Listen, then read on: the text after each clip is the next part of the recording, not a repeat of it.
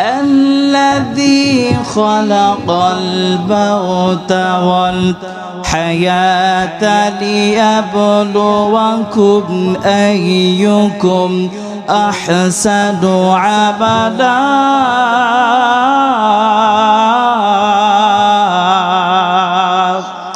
আল্লাহ পাক রব্বুল আলামিন আল্লাযী যিনি সৃষ্টি করেছেন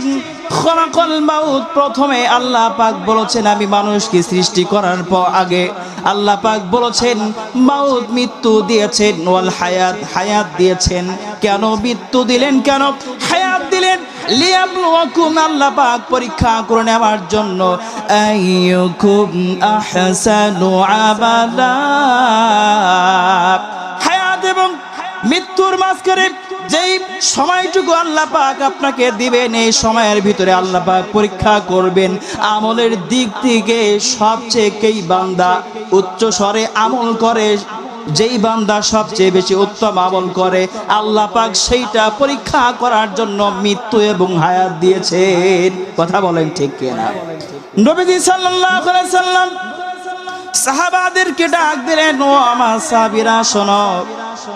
সবাই যখন নবীজির সামনে চলে আসলেন নবীজি আমার ডাক দিয়ে বললেন সাহাবীরে দিনে রাতে 24 ঘন্টা সময় রয়েছে এমন একটি আমলকে আমি তোমাদেরকে বলে দেব নাকি যে আমল আদায় করলে যে আমল করলে আল্লাহ পাক রব্বুল আলামিন 24 ঘন্টার জীবনের গুনাহ আল্লাহ পাক মাফ করে দেবে সাহাবীরা প্রশ্ন করলেন ইয়া রাসূলুল্লাহ গে হাবিবাল্লাহ কোন আমল আপনি একটু বলেন নবীজি ডাক দিয়ে বলেন সবাই আমার সাথে বলেন বিসমিল্লাহির রহমানির রহিম আমার নবীজি সাহাবীদেরকে বললেন সাহাবীরে যদি কোনো বান্দা আল্লাহকে রাজি খুশি করার জন্য আল্লাহকে সন্তুষ্ট করার জন্য বিসমিল্লাহির রহমানির রহিম তেলাওয়াত করবে এই বিসমিল্লাহর ভিতরে 19টি হরফ রয়েছে আল্লাহ পাক সেই বান্দার ওই দিনের 24 ঘন্টার ভিতর থেকে 19 ঘন্টার জীবনের গুনাহ আল্লাহ maaf করে দেবে একটু জোরে বলেন সুবহানাল্লাহ বাকি থাকে কয় ঘন্টা একটু জোরে বলেন কয় ঘন্টা বাকি থাকে মাত্র 5 ঘন্টা সাহাবী প্রশ্ন করলেন ইয়া রাসূলুল্লাহ ইয়া হাবিবাল্লাহ 24 ঘন্টার ভিতর থেকে বিসমিল্লাহির রহমানির রহিম বললে যদি 19 ঘন্টার জীবনের গুনাহ maaf করে দেয় বাকি 5 ঘন্টার গুনাহ কিভাবে maaf পেতে পারে আল্লাহর রাসূল সাল্লাল্লাহু আলাইহি সাল্লাম ডাক দিয়ে বললেন সাহাবীরে শোনো 5 ওয়াক্ত নামাজ যদি সময় মতো আদায় করতে পারো বাকি 5 ঘন্টার গুনাহ maaf করে দেবেন কে বিসমিল্লাহ বলেন দিবেন কে আমার নবীজি এবার সাহাবীদেরকে ডাক দিয়ে বললেন সাহাবীরে শুধু তাই নয় বিসমিল্লাহর ভিতরে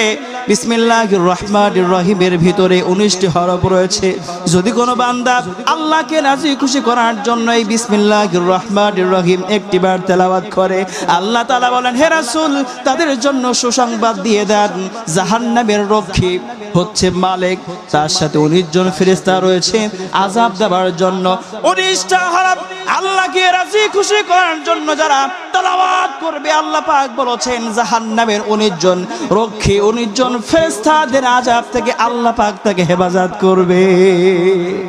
জোরে বলেন সুবহানাল্লাহ রোম সম্রাট হযরতে ওমর ইবনে খাত্তাব রাদিয়াল্লাহু তাআলার কাছে চলে আসলেন আসার পরে বলতেছে ওমর রে মাথা ব্যথা শুরু হয়ে গিয়েছে কোনোভাবে মাথা ব্যথা কমে না কিছু তাবিজ দাও কিছু আমাকে ঝাড়ফুঁক তুমি করে দিয়ে দাও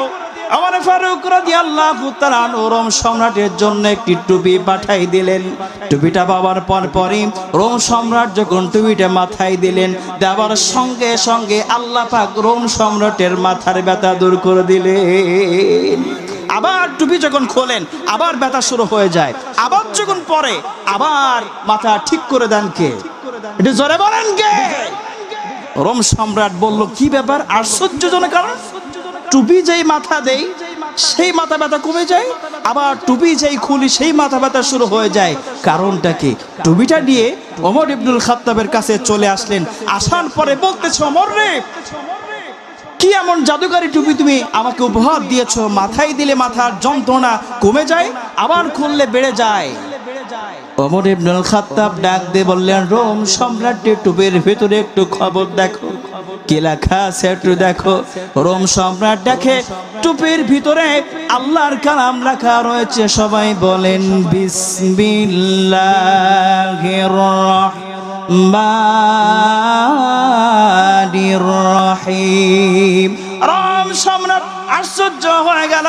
এই টুপির ভিতরে বিসমিল্লাহির রহমানির রহিম লেখা রয়েছে। যেই টুপির ভিতরে বিসমিল্লাহ লেখা রয়েছে, রোম সম্রাট ওই টুপি তুমি যখন আল্লাহর নাম নিয়ে মাথায় দাও, আল্লাহ পাক ওই সময় তোমার মাথার যন্ত্রণা মুছে দিয়ে দেয়। তাহলে এটাকে আমল করা যাবে তো ইনশাআল্লাহ? একটু জোরে বলেন, তাহলে আমার সাথে একটু আমল নিয়ে একটু বলেন বিসমিল্লাহির